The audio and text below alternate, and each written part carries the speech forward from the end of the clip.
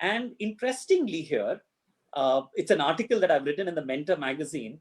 If you look closely at this system of education that we evolved for 100 odd years, schools, hospitals, and jails, prisons, they all follow the same system. Wow. Okay. In a school, you have a classroom. In a jail, you have a cell. And in a hospital, you have a ward.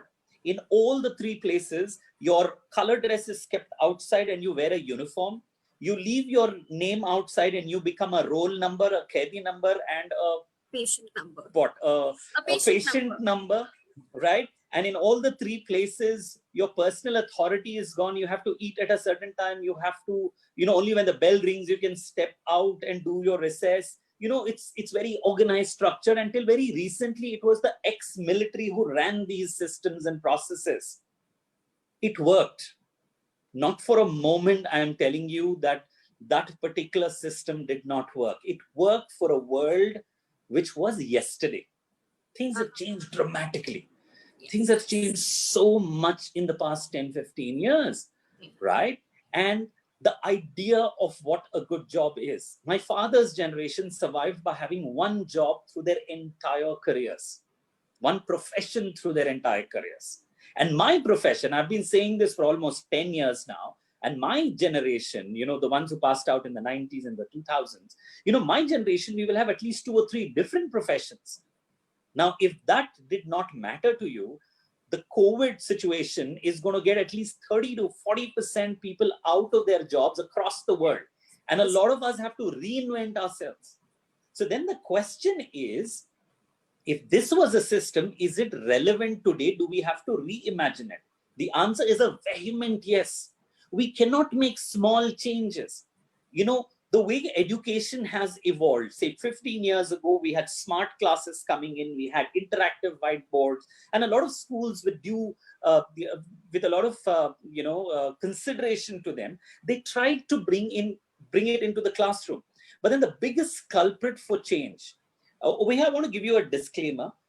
A lot of my focus today, because I've looked at the audience and I know the kind of audience that would come for a session like this is going to be upper middle class, families. And that's the reason my focus will be there. I can talk about government schools and its anomalies and all the challenges. That's a different ballgame altogether. Over there, I just want to make a statement. The biggest challenge of Indian education is the government-run schools. The government cannot run schools. The faster the government realizes it, the better it is. Right? The government needs to not necessarily completely give up the control over education, but it needs to involve the private sector a lot more and have those controls so that the accessibility is there. You don't go wild with charging very high fees so that, children in rural parts of the country don't get access to it. The government schools have a different challenge. I'm going to focus most of my talk today on the private education. And in the private education, the biggest criminals today of not bringing about change in the education system are the parents. Because it's my generation of parents, and I'm amazed to see most successful doctors and lawyers, some of their kids going into international schools, and yet all they can think about is their own child and the amount of grades the child gets now. And so the entire focus and the pressure which is on the schooling system is to only get grades. It's a very common sight for a teacher to listen to a statement from a parent.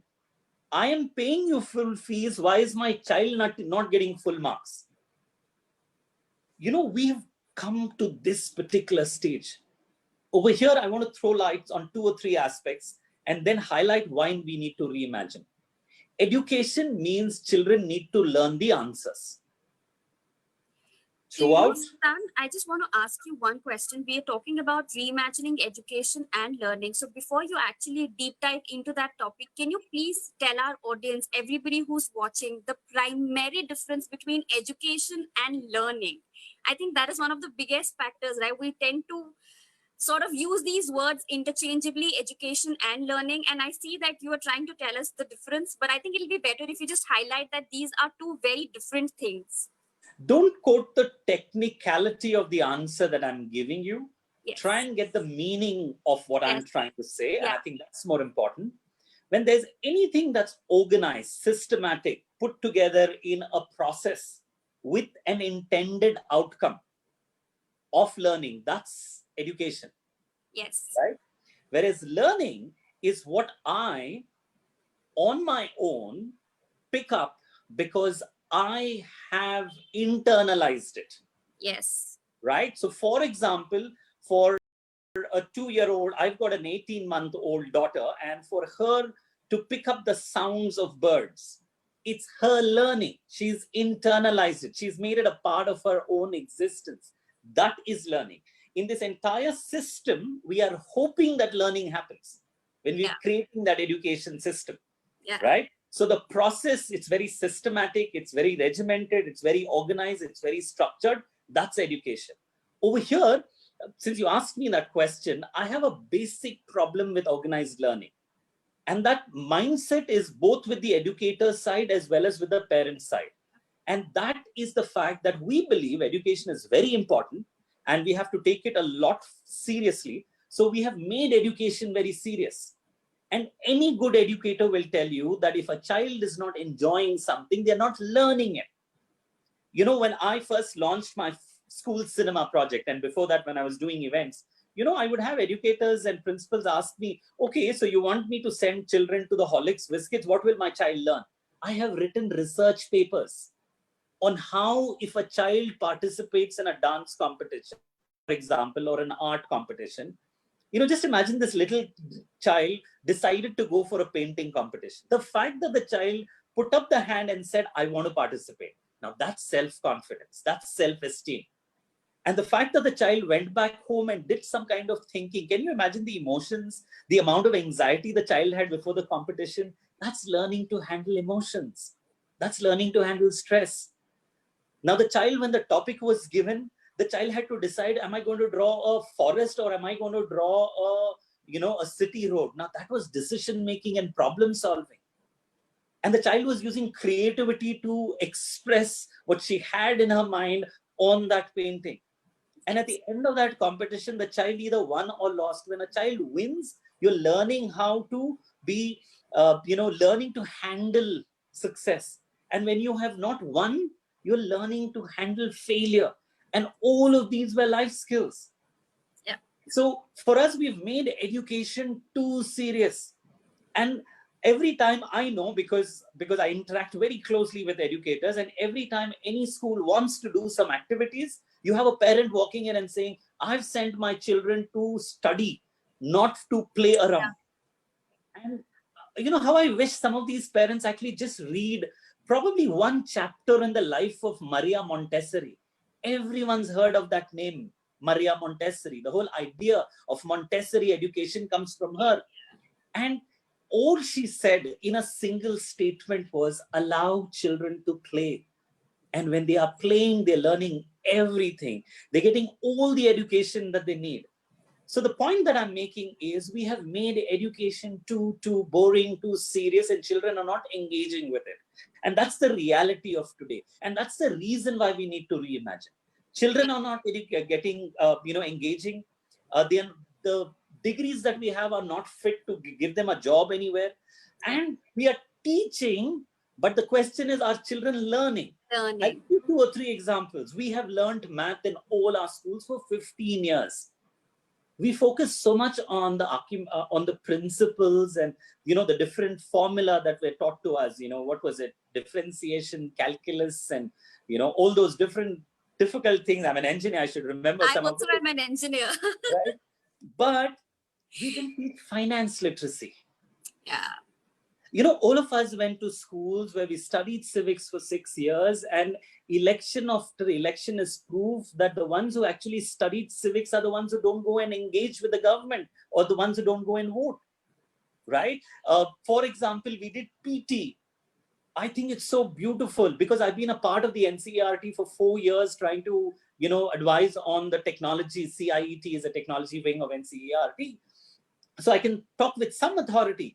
PT introduction in schools is a fabulous idea. The idea was to inculcate physical well-being in children.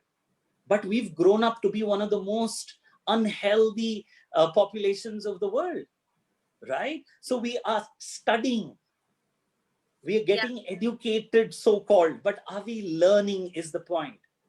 Now here is where the topic becomes very relevant. Yes. When we reimagine education and learning, the one most important thing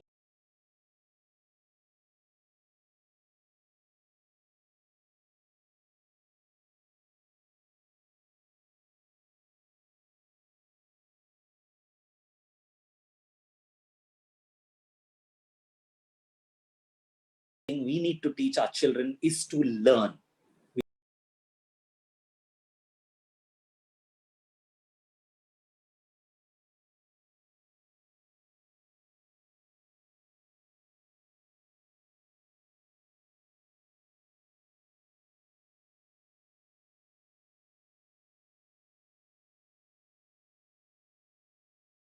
We don't have to teach them.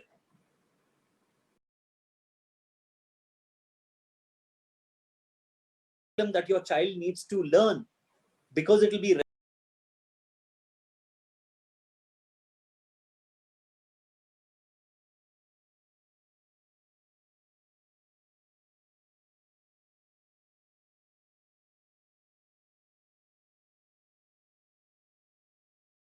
relevant in 2040. I would of the world, the amount of information that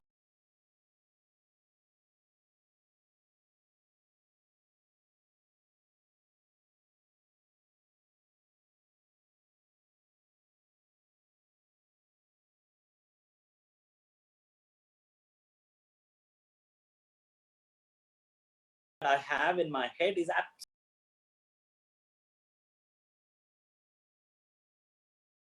which is an existing part of our educational system as part.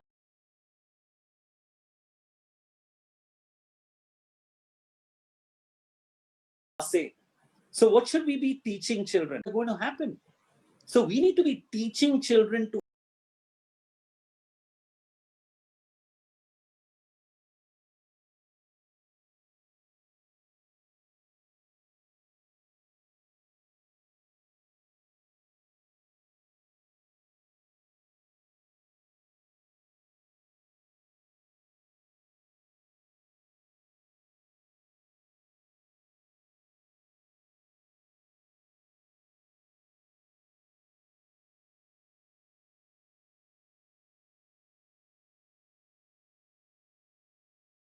handle life. And very interestingly,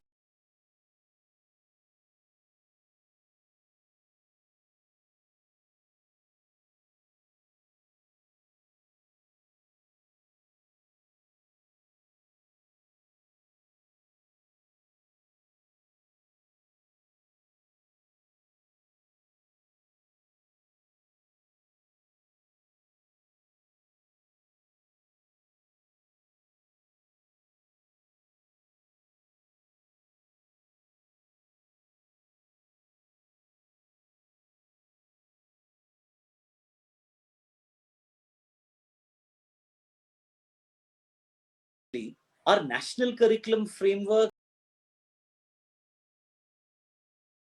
drilled it for 20 goddamn years, but their ability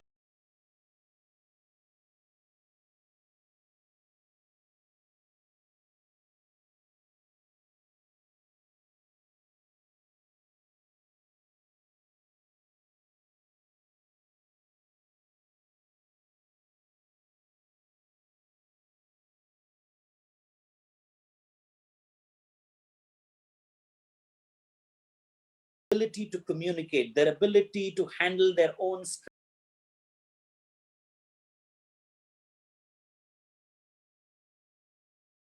and emotions, their ability to 10 years.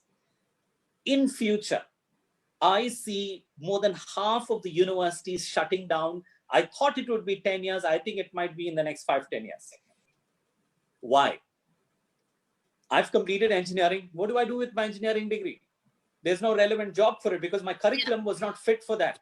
So now I need to skill myself with varied courses. artificial intelligence or robotics or Google AdWords or God knows what for me to land up getting those jobs. And here's another interesting thing.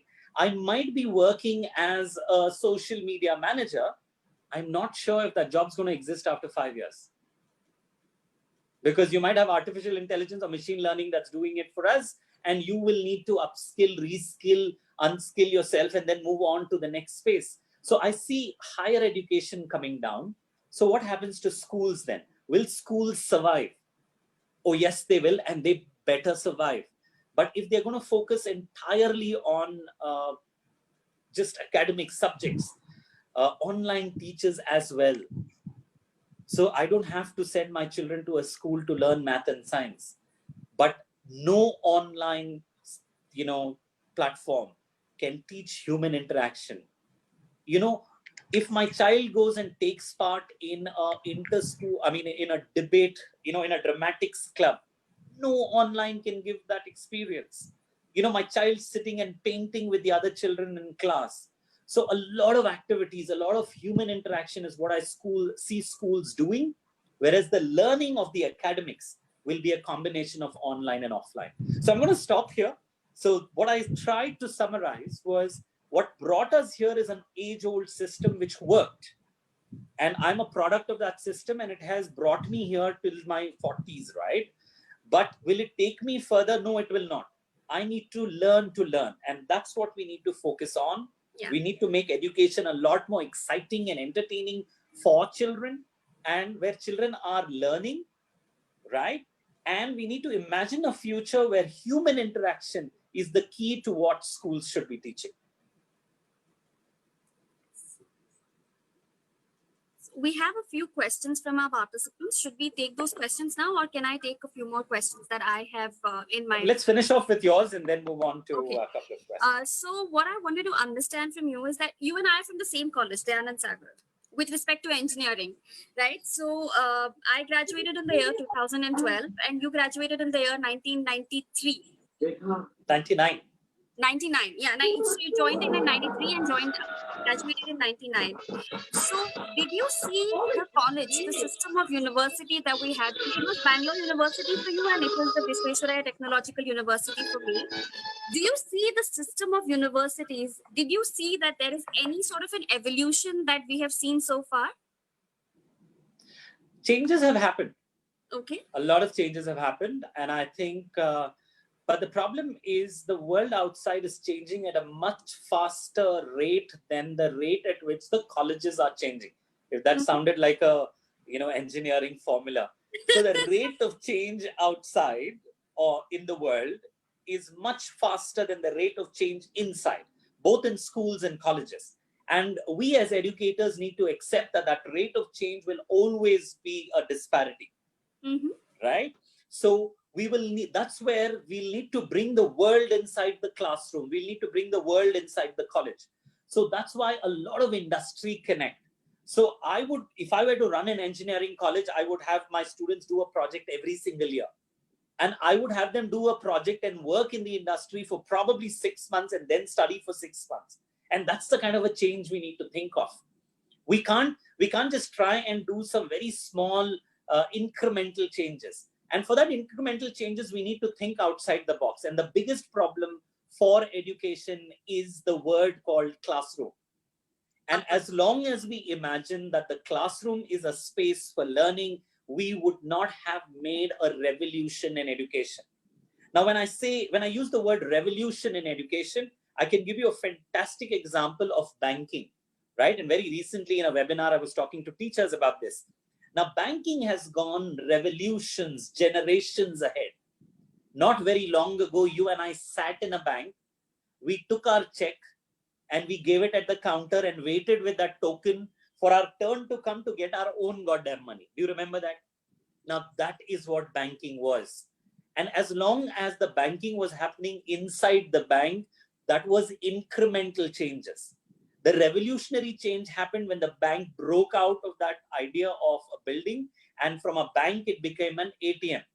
Now, I didn't have to wait anytime money. I could go anywhere, anytime and pick up my money. And we moved from an ATM to a Paytm. Now I don't even have to step to a space and Yes. the bank is with me all the time. So now that is called as generations of changes. Has that happened to education? No, it hasn't happened. And I see that happening in the very near future. And that is where the schools schools cannot compete with the marks making machines. You know what the marks making machines are? The coaching classes. Right? So schools should first give up that competition with the marks making machine, and they will save a lot of time, energy, and efforts. They need to accept the fact. And every teacher, why should every teacher create content? When Khan Academy, Salman Khan of Bihar, Advantage, who's organizing this, is originally a Bihar-based company. Salman goes to the US and then creates Khan Academy. They've got some outstanding content, and like that, they're content creators who've created some fantastic content. Schools should learn to adapt that content and then impart that knowledge. There are enough content that's being made, but what cannot be replicated is that human connect. So schools should start reimagining this. Over here, Sarita, because I've seen this happen, education has moved from one box called the classroom to the other box called as the laptop or the tablet or the phone. Now, what are teachers trying to do? They're doing exactly the same thing they were doing in that classroom in the box. And normally the word idiot box was used for the television, but I think all screens are idiot boxes in a way, because a lot of them are actually very interactive. They can actually talk to you, and they're artificial intelligence. But that should not be the idea. The idea is to transform the way learning happens. Look at the outcome of the children. And I think among the more intelligent people that I work with and interact with, the school heads and the teachers, they're very smart and intelligent people. The one quality which they lack, are you there, Sarita? I can't see you. Yeah, I can hear you. So the one quality which I feel that the teachers lack is they are not as activist as an educator should be. Today educators are getting bent. They have great ideas. They know what needs to be done, but they're bending to the whims and fancy of the government. And a lot of the governmental policies are so goddamn stupid. All right. I think a board like CBSE board has become like a circular releasing body. Every week they release one circular, right? And on the other hand, they also bend to the whims and fancies of the parents. So the biggest change that I want to see in education is when an educator stands up and says, hey, listen, this is how education needs to run. And that will be the best and the most biggest step that I will see in education innovation. Okay, so both of us agree that there is a huge gap in the syllabus or the curriculum that is being taught versus what is expected in the market to be able to make a living out of whatever you've learned so far, right? Now, how do you... 1 second, I'll stop you there. Sure. Not just the market to make a living, but the world to live a life. Yeah, even to sustain, we're not even street smart. A lot of kids who I personally know, people who were in my class and my batch, even when I was in my graduation and post-graduation, really well-read people, very well educated. Their mark sheets were goals for everybody. And it is so unfortunate that these are the people who actually couldn't go out there and survive in the real world, and they had to go through multiple trainings with respect to communication, with respect to grooming, with respect to how to present themselves in the real world, so on and so forth, to be able to just have a dinner conversation with somebody. Right. Agreed. And this is not something that is being made up. So how do you think that we can try and bridge the gap between just being a well-educated person versus a person who's well-educated, well-read, well-informed, and somebody who has the life skills to sustain and survive in a real harsh world? So I've been working with children now for 20 years, and I have done a lot of teaching. I've taught in over 10 countries. And I've taught through my events, through my films, through my publications, my research. And after having worked for 20 years, I have learned one thing. And the one thing that I've learned is you cannot teach children. Okay. But what I can do as an educator is I can create an environment where children will learn. So I can create experiences where children will learn. So for me, the best way for educational institutions, for families, for homes, for parents, is to give experiences to children. So the example of a painting competition is an experience, to a travel is an experience, to, a family gathering is an experience, to taking care of somebody who's in need is an experience. So we need to create a lot of experiences which allows children to pick up those learnings, right? And they pick it up at their own pace. Not everybody does it. The problem with education in our present form is anytime we do any kind of a learning or a lesson, we want to evaluate and see kitne marks mile. हाँ. But life में marks नहीं मिलते. Life में teacher नहीं है और curriculum नहीं है. Life में आपको marks मिलते हैं in the manner in which your well-being is. It's an overall well-being. So how do schools and colleges introduce overall development is by bringing in a lot more activities than what they do and bringing in the world. I can quote some examples of what some schools do. And, they have some fabulous examples of schools trying to do some beautiful things. So there are some schools which run a human library. So you come and read people, right? So they organize this session where they just bring somebody who is a flower seller and not necessarily only the big doctor and engineer. A common man on the street is brought into the classroom and children are just interacting with them, wow. Right? And there's so much for them to learn. Now there is, in India, we've not tried that. I've actually asked a lot of schools to try it. If you can bring a 2-year-old child and leave them with 10-year-old kids for an hour, obviously with supervision, do you know the amount of learning that the children are going to have? Or for example, inclusivity. If any school has one child who is hearing impaired or who doesn't have the sight, and that entire school will become more empathetic to disability. The entire school will become empathetic. But somehow we are not very inclusive. So inclusivity, experiences, these are great ways. And when I'm saying inclusivity and experiences, I'm also talking about bringing the world into the classroom. Yes. I think schools and colleges should stop focusing on the curriculum as much as they do. Right? If they can look around, if I'm a school in Patna, right? There are a lot of fantastic entrepreneurs, businesses, business houses. If I'm in Bangalore, a lot of IT, BT companies. I want them to come into my classroom and experience, spend some time with the children and my children going there. When we talk about school trips, we are only doing fancy trips to NASA or we're doing a trip to London these days. They're not going to teach you as much as a child going and spending a couple of days in a bakery, just to see that entire process of how a bread is made. You can teach chemistry there, you can teach commerce there, you can teach physics there, you can teach maths there. Now, we need to make life real. Now, I might sound very idealistic, but there are a lot of schools that have managed to do it. They are trying to do it. And I just hope, if you're a parent listening to this, allow schools to be more liberal, allow schools to be not focus as much as grades. And as a parent, don't get excited if you've got the grades. So one more thing that I want you to throw some light on is the school cinema. Now that is one of the most interesting things that I've read about.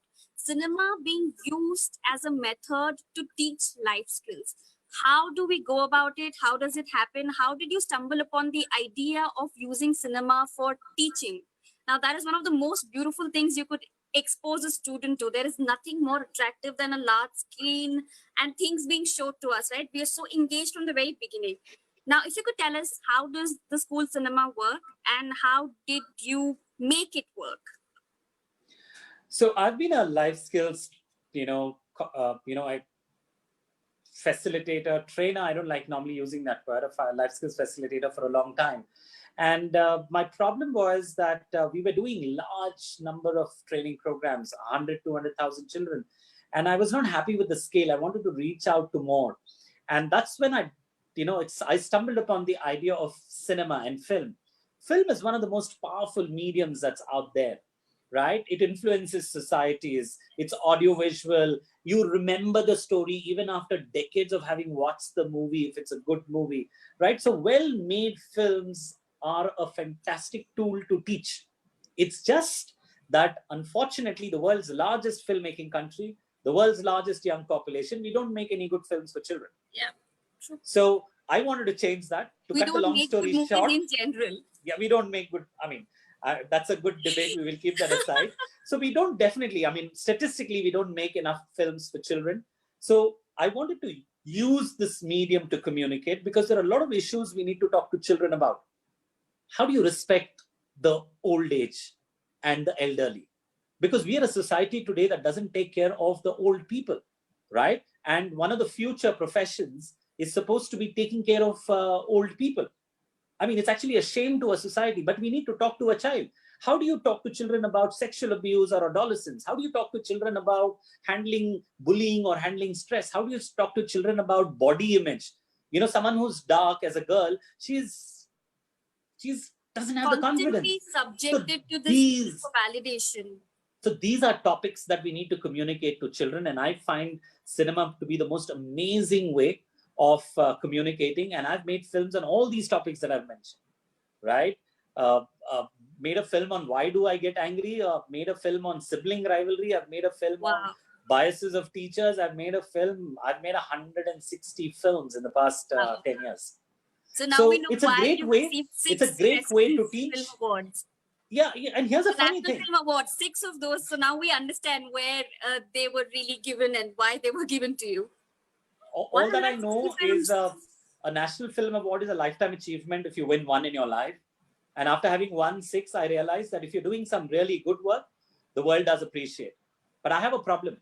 For me, my school principals and my school teachers actually have to fight battles with parents because the parents still don't get it. The parents still think, अच्छा school में film दिखा रहे हैं आप, हाँ भाई film दिखा रहे हैं, लेकिन सिखा भी रहे हैं. So parents and a lot of serious educators, you know, there are some old school thinking educators who feel that education has to be so boring that the child has to be crying and that's when learning happens. When the child is enjoying, they think learning does not happen. So for me, this has been the most amazing and satisfying experience. And a lot of friends who I know of have seen it from an idea to what it is today. Over 1 million kids today watch films and learn life skills. And what gives me the satisfaction is I'm teaching through my films for them to respect cultures, respect religions, right? I have in my life never encountered anyone, you know, treat me differently because I'm a Muslim. That's never happened. But I don't know if that's the scenario in the schools today, because of the so much of crap and abuse that goes on in the social media and on the media. So that could be an issue that children are facing in the schools. And it's a fact that they are. So we need to educate them about cultural, religious, language sensitivity. You know, I've made a film about this young Northeast girl who comes to Bombay and starts studying and how she gets teased, right? And I was sharing this with a bunch of teachers and they said, it's so important to respect children from the Northeast. I said, yeah, we have to respect children from the Northeast, madam. But do you realize that when your kids go to London to study, they're treated worse there? You know, cultural sensitivity is what we need to teach. So the question that you asked, cinema is a fabulous tool. And we've been successful in using entertainment to teach. I have one problem. You know, there are 100 companies that are doing smart classes and doing physics and maths. There are others who are teaching robotics and God knows what. There's not a single other company that's using films. I would want to see a lot more filmmaker make some meaningful films for children and a lot more children benefit from it. So while I'm very happy with what we are doing and very successful with what we are doing, I just feel that more people should copy the idea and make more films. I think that would be very useful for the education space. So Suzanne, can you now tell us how do you think the area of education and learning is going to change post the pandemic comes down? See, the pandemic is like a band-aid because you have an immediate wound you're trying to, you know, put a band-aid. And if anyone's got diabetes, you never put a band-aid on your wound. You treat your, you know, the sugar levels. That's what you treat. So some of the things that schools need to change, and it will happen, is the fact that schools today are realizing two things. And the first thing they're realizing is that you don't need the child in the classroom to teach academics, right? And we kind of, especially schools in India, lost out on an opportunity because schools in India and colleges were not the ones who were running e-learning programs. It was the entrepreneurs like us who were running e-learning programs. And it's a surprise for me because it's a lost opportunity for schools. Ideally, the schools and universities should have been running these e-learning programs. But anyway, it's a lost opportunity. Today, the schools are realizing that academic subjects can be taught from home. What they're also realizing is there are certain things that you cannot teach from home. So that's one of the things that I see a lot more happening, where schools will bring in more life into learning, will bring in more action, activity-based learning that they will bring in. They talk about it, but they only do activity-based learning for math and science. I would want to see school systems and colleges change to 50-50. 50% academics and 50% is everything to do with living a better life. So, Sultan sir, I'd like to take one question in Hindi. हम बात कर रहे हैं life skills के बारे में, लेकिन काफी बार हम सभी ने ये नोटिस किया कि हमारी जो स्कूल्स हैं लाइफ स्किल्स पे बिल्कुल भी एम्फसाइज तो नहीं करती हैं. उसके अलावा काफी हद तक जो इंसान लाइफ स्किल सीखना चाहता है, जो भी स्टूडेंट या पेरेंट हो, उससे काफी हद तक उसका मजाक बनाया जाता है कि सिंपैथी, एम्पैथी ये क्या चीजें हैं, क्यों चाहिए लाइफ में, मैथ्स पढ़ो, साइंस पढ़ो. तो आप हमें और हमारी सारी ऑडियंस को आप ये बताइए कि लाइफ स्किल्स सीखना स्कूल लेवल पे इतना जरूरी क्यों है? तो जो लाइफ स्किल्स है, अगर हम ये मान के चलें कि सिर्फ स्कूल में ये सिखाया जाएगा तो ये कभी संभव नहीं होगा. तो ये एक कॉम्बिनेशन है. तो I am adding the other point कि ये कोविड सिचुएशन से एक और बात निकली है कि एजुकेशन सिर्फ स्कूल पर नहीं होगा. अगर मेरे पास बहुत अच्छी टीचर है और बहुत अच्छा कंटेंट और करिकुलम है तो एजुकेशन फिर भी नहीं हो सकता जब तक घर का माहौल पढ़ाई के लिए सही ना हो. जी, राइट. और ये जो आपने प्रॉब्लम कहा है, ये सेम प्रॉब्लम मैंने स्कूल्स, टीचर्स और प्रिंसिपल्स के मुंह से सुना है कि हम स्कूल में सिखाते हैं लेकिन घर पे जाके ये बच्चा पूरा उल्टा होता है घर पे. सो ये जो पार्टनरशिप है, it is not this or that, it is not you or me. At the end of the day, there are two corners or the two banks of a river, and the child is the bridge. If the two banks are not going to be communicating through the bridge, it's the child that will not be able to cross. So it's very important that the school now realizes the importance of the parent, because in the past, schools ne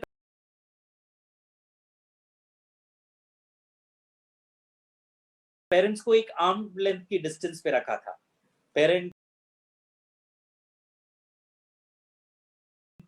सिर्फ उसी time पे enter करेंगे, कोई gate के अंदर नहीं जाए. Parents need to encourage a lot of activities in schools.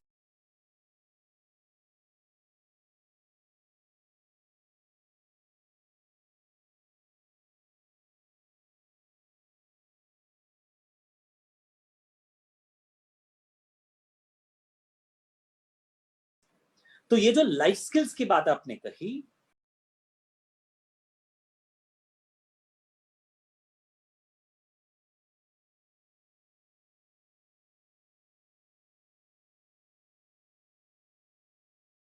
ये सिर्फ स्कूल के ऊपर उसका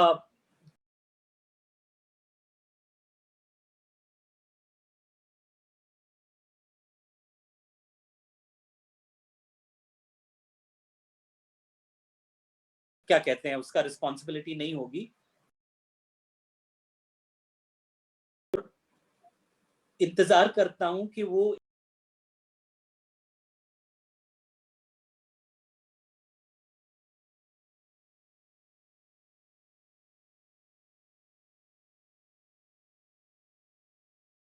एक पेड़ बने, तो एक दिन पानी डालने से वो पेड़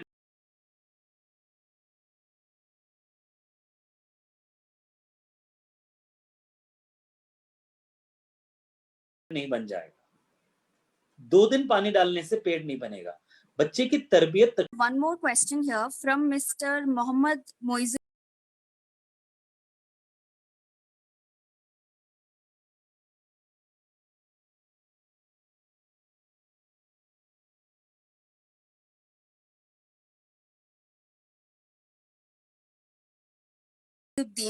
He says a big concern is how the current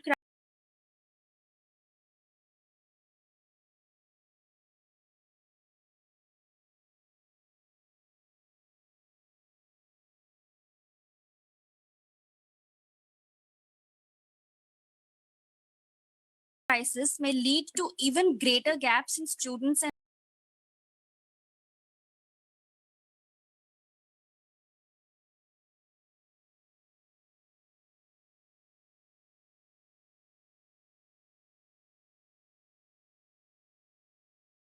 learning, and there are families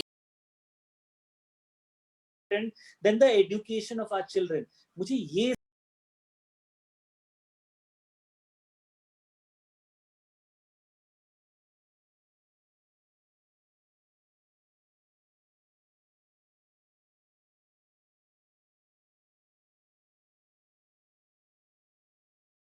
समझ नहीं आ रहा है कि ये पेरेंट्स, ये स्कूल, ये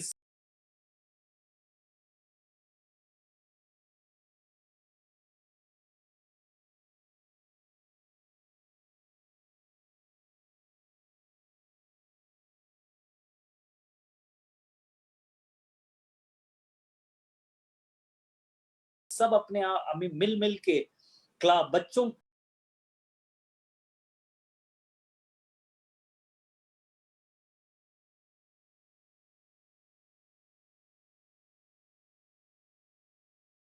को, बच्चों की लाइफ में सबको ऑनलाइन में पढ़ाने की, I think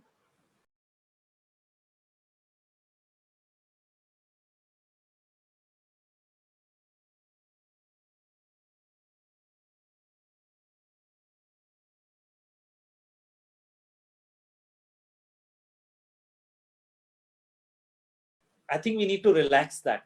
And on the other hand, to reach the remotest corner of the country and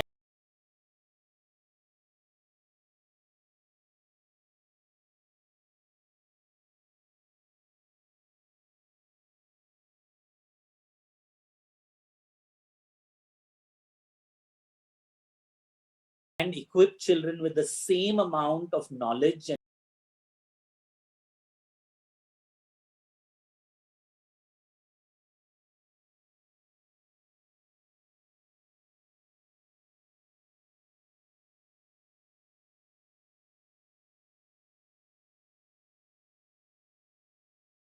information which of the highest number of children not going to schools.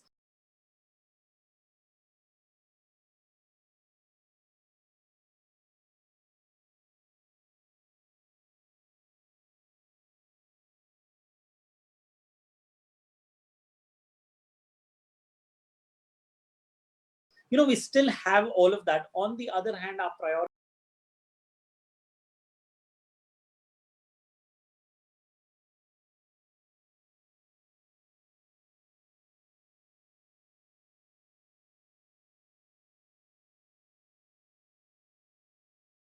are with the world's second or third largest military.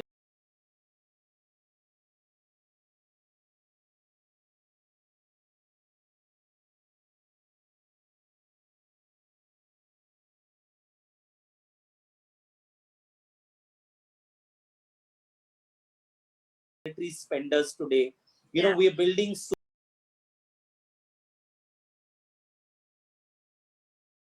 I want to see a lot more schools and educators coming forward and offering their programs to other children apart from their own campuses. So what is the message that you have for all our audience members, that is the media and the educators who joined us on this session? The message is a short-term message and a long-term message. Short-term message is that education is important, but health is more important, right? And I think the well-being of a child is way, way more important. The well-being of a family is way more important. So don't scramble and don't get, you know, a lot of people in government schools are feeling very left out, saying that हमारे यहाँ तो online education नहीं हो रहा है, international school और बड़े-बड़े स्कूलों में online education हो रहा है. It's okay. Health is more important. And the long term is that once we all get back, hopefully soon, in the next 2-3 months, I would love to see parents go to a school and say, ma'am, इसे अच्छा इंसान बनाइए. Because if you're a good human being, you will survive anywhere. Ma'am, इसे अच्छी सोच दीजिए, ताकि ये सोच सके अच्छा. और इसको अच्छे सवाल सिखाइए, जवाब मत सिखाइए. Because education should not be about children knowing answers. Education is about we knowing the right questions to ask. And when you ask the right question and you live with that question, you will get the answer, and then people will call you change maker. We just had a question from Mr. Sunil that health is directly or indirectly dependent on education. How much do you think we can agree to this statement? I agree that it's important to study and understand medicines and all of that, but mental health and the other aspects of health are equally important, right? I agree with you, and the fact that, again, I mean, if what he's saying is right, how much of it do we study in our schools, right? A well-being, I will use the word well-being of a human being. You need physical well-being, you need mental well-being, emotional well-being, psychological well-being, and spiritual well-being. I will not talk about the spiritual one because that can go into different angles. The physical well-being, comes from the family. It doesn't come from a school. Our habit of sleeping, our habit of eating, our habit of drinking enough water, right? These habits come from home. If any parent wants to believe that school is going to teach our children about healthy ways, they are just being absolutely stupid, right? So physical well-being comes from there. Emotional well-being is a combination of the people that the child lives with, the family, as well as the friends and the schools and the school culture. So emotional well-being. So because especially when you are 12 and 13, at that age, your communication in the family is much lesser. Your communication with your friends and people outside is much larger. So your emotional well-being is a combination of that, right? And then you've got the whole psychological well-being.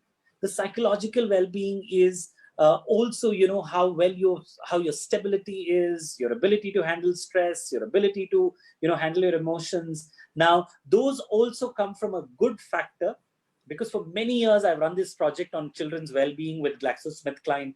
Horlicks is a brand that I work with. All that I can say is physical fitness leads a lot to not just physical health, but both emotional and psychological health. Because the best known antidote for stress is endorphins, and endorphins are released in the body with physical activity. And that's one of the reasons why I recommend, especially children of 10th and 12th standard. Schools stop playing sports. Parents don't allow them to go anywhere. They're not supposed to do any physical activity.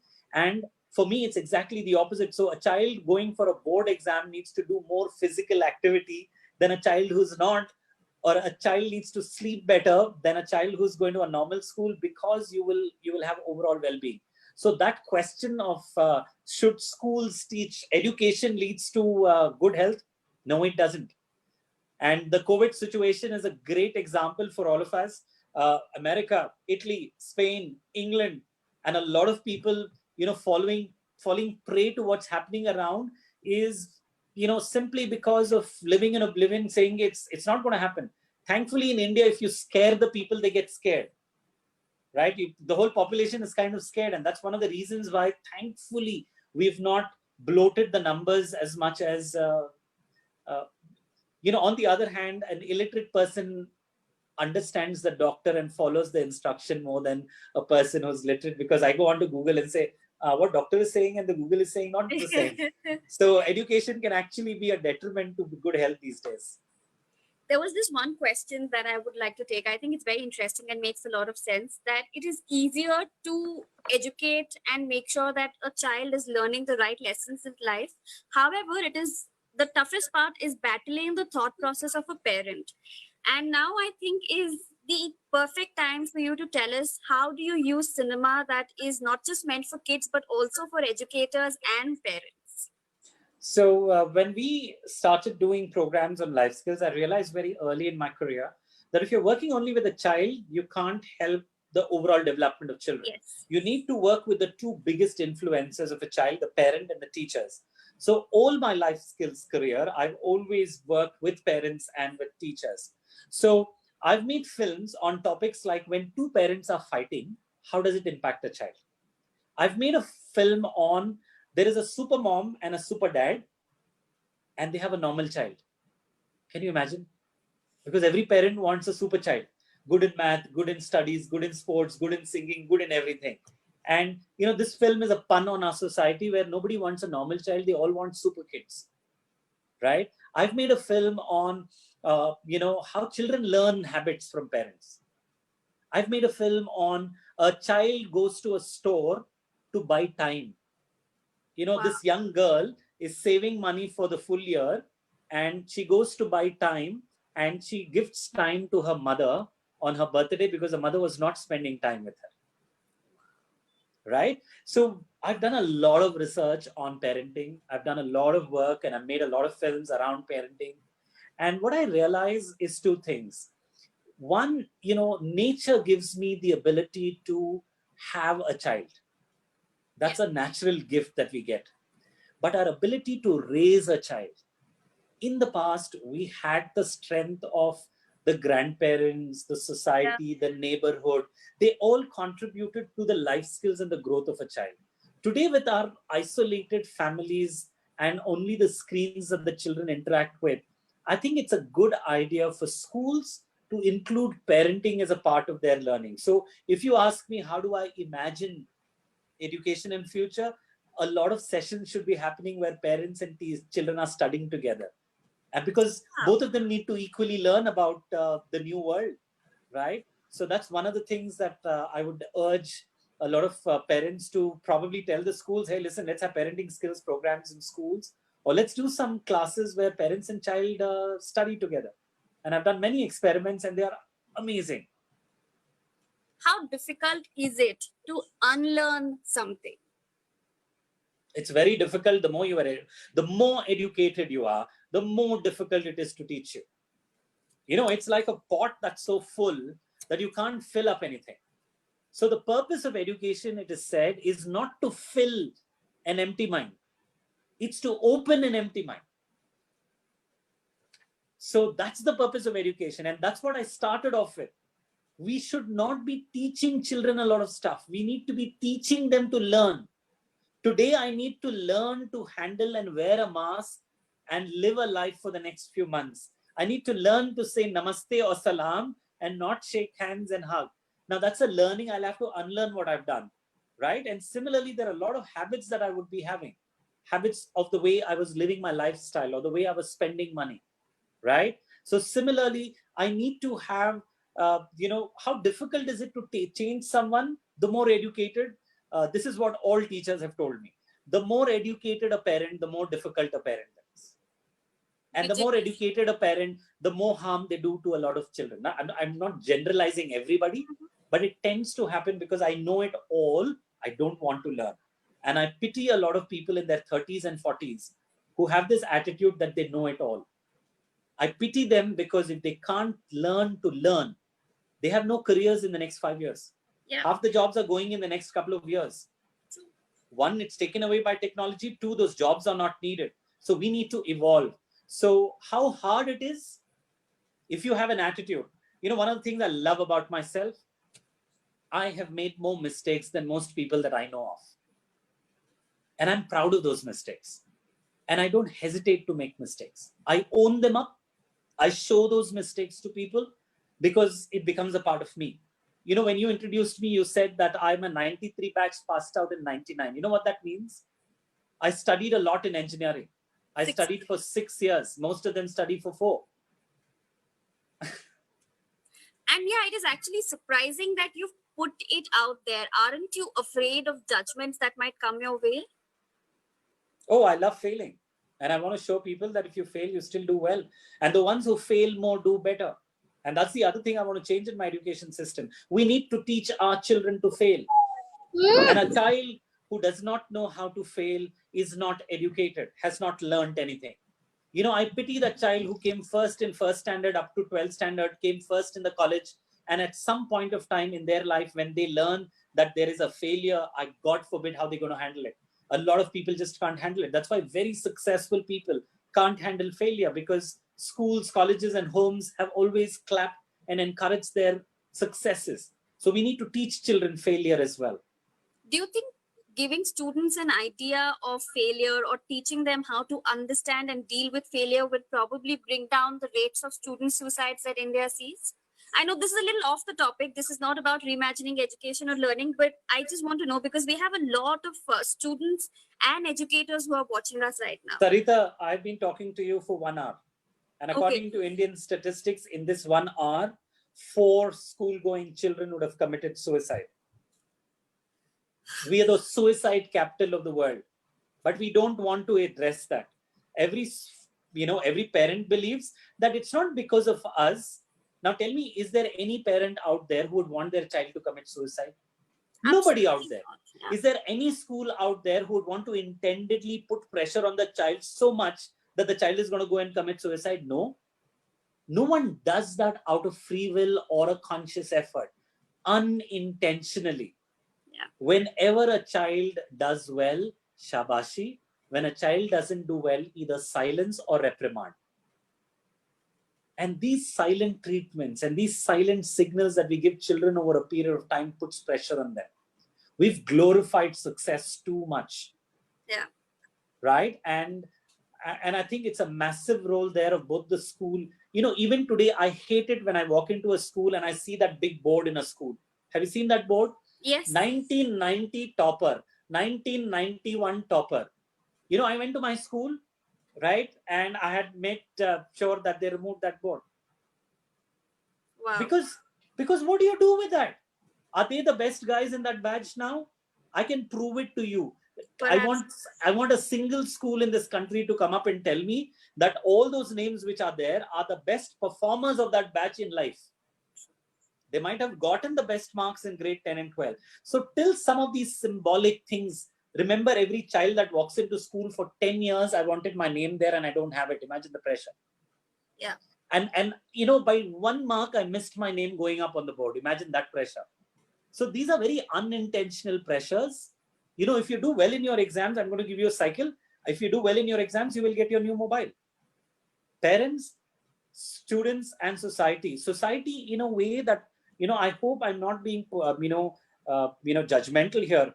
Can you imagine last year alone, more than 1,000 crores were spent by edtech companies to promote coaching classes in India? More than any other company. All these companies were trying to tell our parents that if you are not downloading the app and learning from the app, you're a loser. Now imagine that pressure. And can you imagine 4th standard children are going for IIT entrance exams? You know what I feel like doing? Give one slap to the parent. That's what they need. And one tighter slap to that idiot who's running that course. But unfortunately, you and I live in a world where there are creators of programs like that and there are buyers of programs like that, and the world is going on. It's a supply-demand situation, there is a supply, hence there is a demand, or maybe there is a demand, hence the supply is just meeting the demand that is. And this, I just heard Karvi saying that there is too much pressure. There's no too much pressure. I'm a parent now and I couldn't comment that in the past. For me, I want the well-being of my child more than anything else. And I know she's going to survive. And I know that, and I know she's going to survive simply because I need to teach her the skills to deal with people. And if she's stuck somewhere, to get out of that, if she can talk well, let me teach those basic things and she'll do wonders in her life. And that's what we need to be teaching our children. So I just hope and pray that at least the ones who are listening into this don't succumb to the pressure of academic grades, because you can record this, saying that the children who got the best marks are not the ones who will do well in life, period.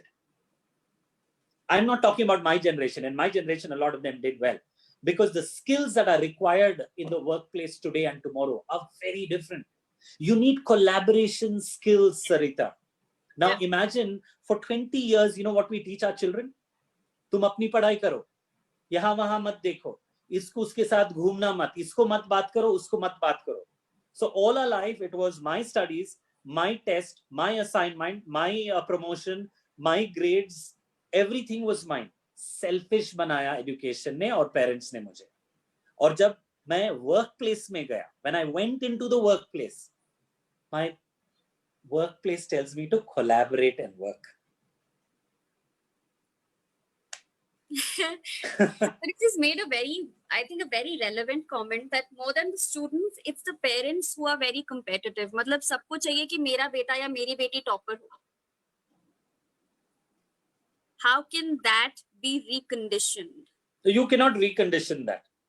Okay. You know, unfortunately, humans as a race will not learn from the other's mistakes. I have to fall, I have to make my own mistake, and that's when I learn. Otherwise, if we were someone who had to learn from others' mistakes, we would have been an evolved species. We would have been living in Swarglok by now. No one would be repeating the same mistakes. Right? Unfortunately, that's the truth. And on the other hand, a lot of people get so carried away. And this carrying away culture is what drives the world, Sarita. Why would I buy a new mobile which costs me 80,000 every other year? Yeah. Right? Why would I go and dine in a particular place or travel to a particular destination just because I want to put it up on my social media? Right? And my gratification of putting up that post on social media and 5 people liking and 2 commenting, and that's what my life is all about.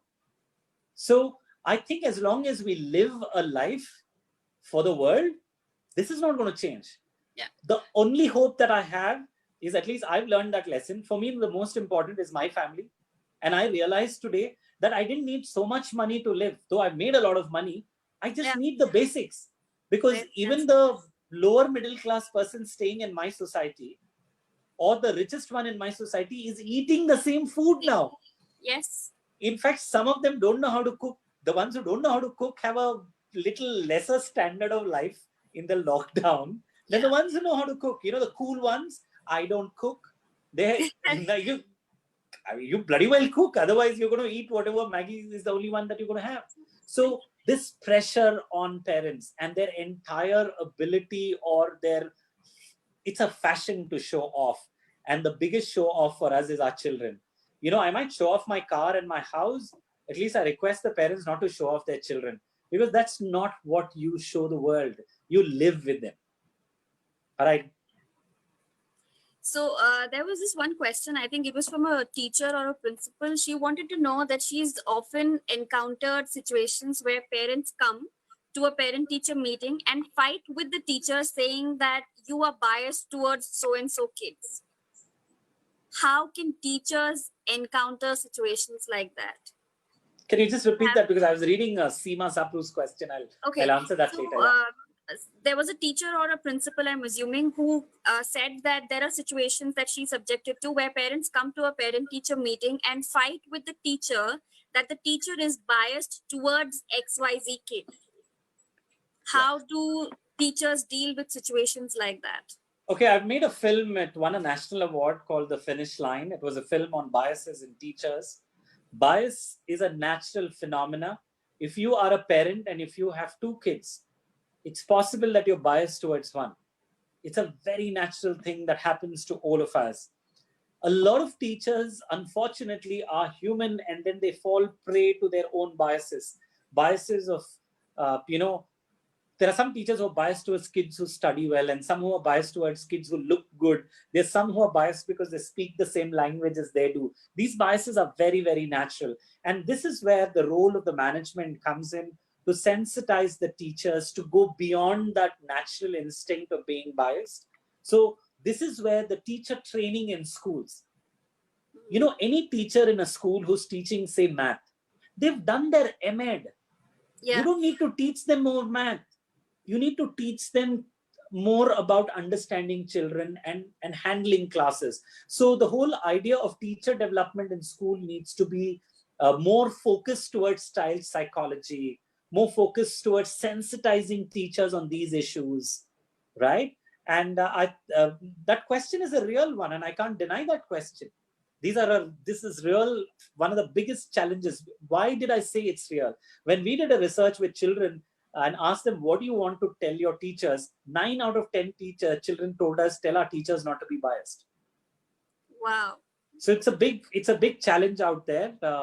And also, if you are a parent, you know, my sincere request to you is, please address the issue, but don't make it an issue in front of your child. So if you want to address any school related issue, do that with dignity, because your child is the loser at the end of the day. If you go and fight with a teacher or a principal, if you're going to land up over there, your child is going to see you behave that way with a teacher. What will the child respect the teacher? That is where one of the biggest reasons why children don't respect teachers today, because the parents don't respect them. Yeah. When you and I were growing up, if you went back home and said that my teacher scolded me, our parents would have turned around and said, very good, you deserved it. That's it. You didn't have the parent landing up in the school the next day. So my sincere request to a lot of parents is that, it's a very difficult job. I'm sure a lot of them are realizing now handling 2 kids at home full day is a big challenge. Imagine the teacher has to do that for a living. So it is, make sure that you address the issue. I'm not saying brush it under the carpet. You must talk to the teacher, but not in front of the child. You need to address the issue, not fight for the issue. Yeah. I hope I've answered that question. Yeah. So we have one more question, which is a question that has been asked on the Facebook Live as to what is your message for children who are watching this and the schools who are watching this? Message for institutions and the students. जानते क्या हुआ? आप बताते.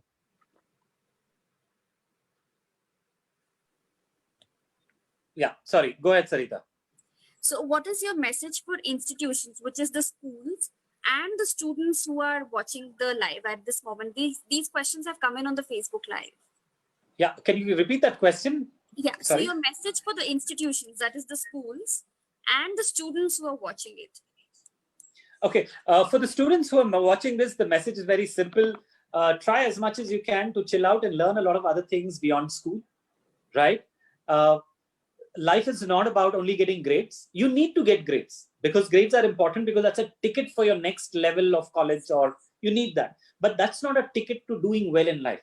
Yeah. So I would love the students to participate and do a lot of activities around learning to communicate better, right? And today, with all the gadgets that are available, you can make your own films, you can record your own videos, you can do your own speeches, do your own creativity work. So do a lot of things which you enjoy doing. It's like the good old days we collected stamps or had photography as a hobby. Today, children can do a lot of these kind of things. So participate in a lot of activities. Play, please, please play, especially for girl children. I don't know why after they're 12 and 13, they all stop playing. So I think play is one of the biggest teachers in our lives. So for students, I would want to see them play and participate in a lot of activities.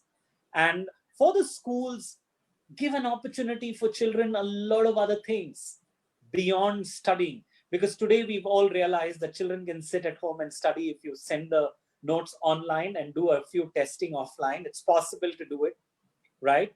And so schools should start looking at including parents in education, including a lot of life activities in schools, because that's what children will not get online, right? And the third thing is, upgrade their teachers' sensitivities as well as skills.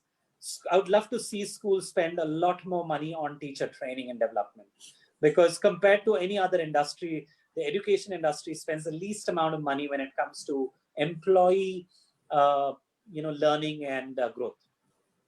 Sarita, one question from my side. We have a question from Khushit sir. Okay, Khushit sir, please go ahead.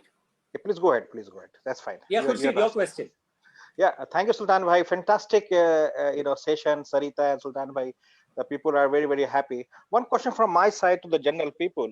Yes. Your message to the society in 4 words: to the child, to the parents, to the teachers, and government as well. Right. So my message is that we don't have a choice, but we have to reimagine education.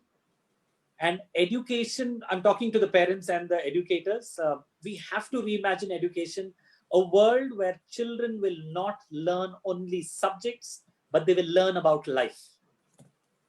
So our reimagining has to focus 50-50 on life, on subjects and academics. And for students, I think for them to learn Tamiz, Tehzeeb, जिसे हम कहते थे उर्दू में, learning the basics of life is way more important than learning math and science. Tomorrow, with just your math and science, you will not be able to survive. But with, the basics of life skills, that's going to be your biggest toolkit for survival.